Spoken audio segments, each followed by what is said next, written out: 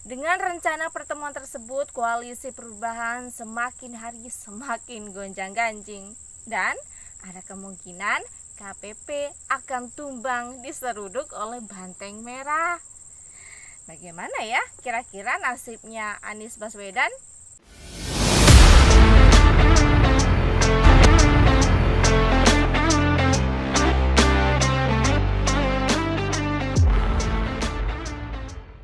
Hai sahabat Ruai, kembali bersama dengan saya Ika Christine di program Suara Ruai. Kali ini kita akan membahas isu yang lagi panas-panasnya, yaitu mengenai nama AHY masuk bursa cawapres dari Capres Ganjar Pranowo. Dengan rencana pertemuan tersebut, koalisi perubahan semakin hari semakin gonjang-ganjing dan ada kemungkinan KPP akan tumbang diseruduk oleh Banteng Merah. Bagaimana ya kira-kira nasibnya Anies Baswedan? Ya, yang jelas sih tidak bisa berbuat banyak selain merasa kecewa dan gagal untuk nyapres. Koalisi perubahan ini sebuah koalisi yang dibangun dengan sangat terpaksa karena sudah tidak ada opsi-opsi pindah ke lain hati. Demokrat itu sudah terlanjur menyatakan dirinya sebagai kelompok oposisi yang sangat anti dengan Pak Jokowi. Begitu juga dengan PKS yang tidak mungkin bergabung dengan koalisi pemerintahan saat ini. Jadi, koalisi politik yang sejak awal atas keterpaksaan. Padahal ya, godaan kepada poros yang lain sangat amat terbuka. Tapi sih sejauh ini kayaknya iman politik tiga partai ini terus saja digoyang. Masalahnya karena semacam kawin paksa secara politik. Tidak ada opsi lain, maka kesepakatan politik dibuat terlampau ideal. Itu seringkali tidak menyentuh tanah. Politik seperti ini memang benar-benar mengambang, tidak menyentuh tanah sama sekali. Kenapa tidak? Idealnya memang si Anies ini berusaha untuk mencari cawapres yang mampu memenuhi semua kriteria yang dibangun.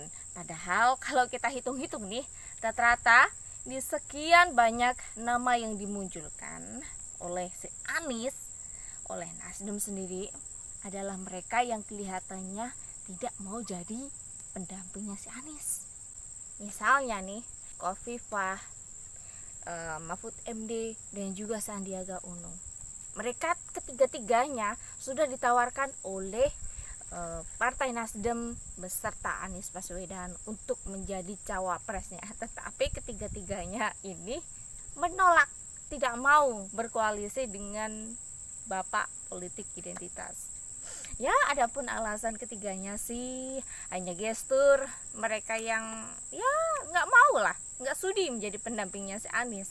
Lagi pula aneh lah, orang-orang yang dimintai sebagai cawapresnya si Anies adalah orang-orangnya yang pro Jokowi, orang-orang pemerintahan Jokowi sendiri.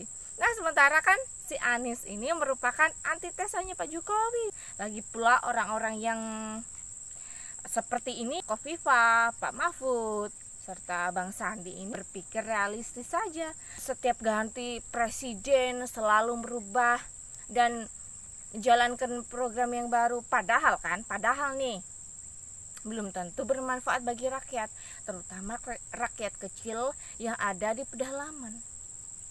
Padahal ya teman-teman ya, apa yang dikerjakan oleh Pak Jokowi dan kementeriannya saat ini sudah mulai dirasakan sedikit manfaatnya, ya walaupun sih belum sempurna sepenuhnya. Nah, jika selalu ada perubahan setiap 5 tahun sekali, kapan negara ini maju dan menikmati hasilnya, yaitu bonus demografi yang diprediksi katanya akan terjadi pada tahun 2045. Seperti yang kita ketahui bersama, Anies selama menjabat di gubernur DKI saja nih, semua program Jokowi dan programnya si Pak Ahok tidak dilanjutkan. Sama sekali nggak ada satupun yang dilanjutkan oleh si Anies. Contoh nih, di zamannya Pak Ahok, mengenai normalisasi sungai untuk penanggulangan banjir. Namun ketika si Anies ini menjabat jadi gubernur DKI, istilah itu akhirnya diganti dengan naturalisasi, yang pada akhirnya ya kita lihatlah banyak sumur resapan di jalan-jalan yang awalnya mulus, bagus, banyak dibolong-bolongin oleh si Anies. Nah, apakah yang akan dilakukan oleh Anies jika jadi presiden?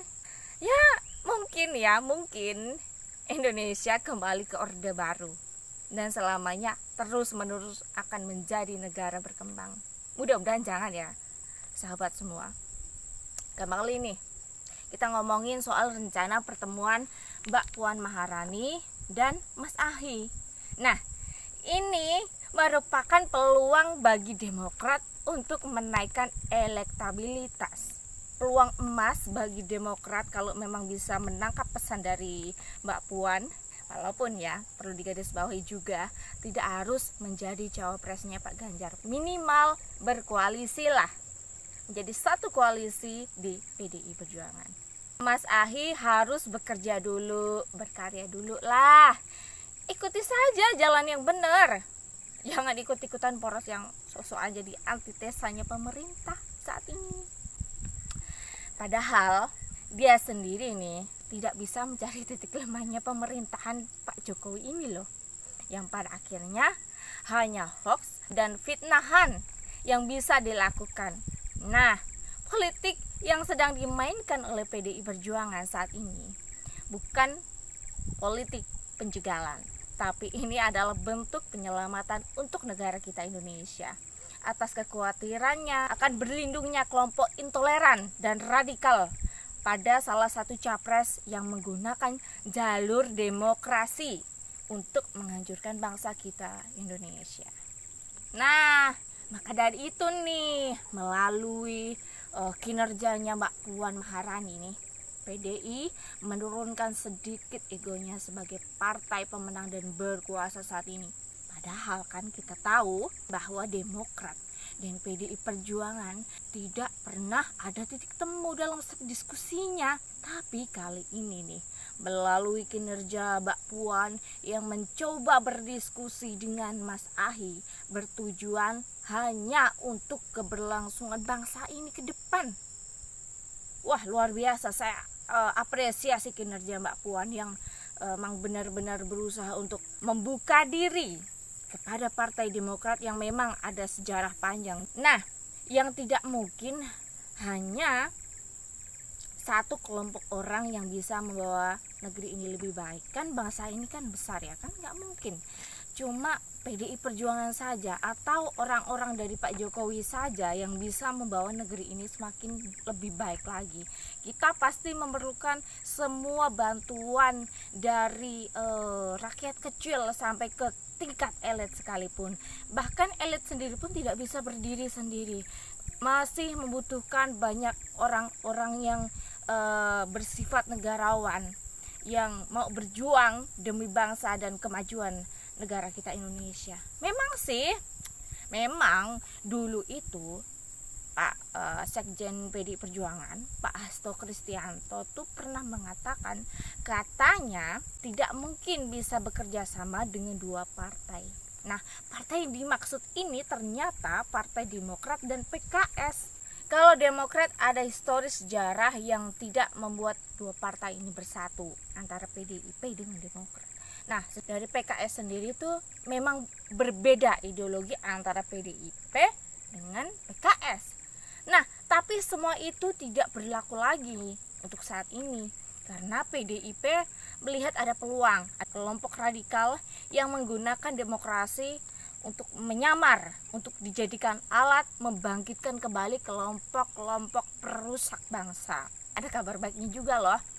Pertemuan yang dilakukan oleh Mbak Puan Maharani dengan Mas Ahy ini ternyata bisa mengakhiri dendam di masa lalu antara Bu Megawati dan Pak SBY. Nah, jika Mbak Puan bisa mengambil hati Mas Ahy, dapat dipastikan KPP akan mengakhiri pertunangan politiknya. Dan untuk Pak Anies, ya sudah, wassalam. Ya memang sih dulu kita pernah membayangkan bahwa PDIP dan Demokrat akan sulit bekerja sama di pemilu 2024 tentunya. Ya, karena kedua partai ini dianggap minyak dan air. Jadi sulit untuk dipertemukan, yang membuat trigger untuk kedua partai ini bisa tiba-tiba berbicara masalah politik ya tidak terlepas dari Mas Ahy yang masuk radar dalam cawapres Pak Ganjar. Dan ini bukan gimmick semata loh, nggak cuma main-main doang. Apapun judulnya, Mbak Puan Maharani ini adalah ketua tim pemenangan dari Pak Ganjar Pranowo. Saya Kak Christine dalam program Suara Ruai. Terima kasih sudah menonton video saya. Dan jangan lupa ya untuk di subscribe channel Suara Nurani. Sampai jumpa.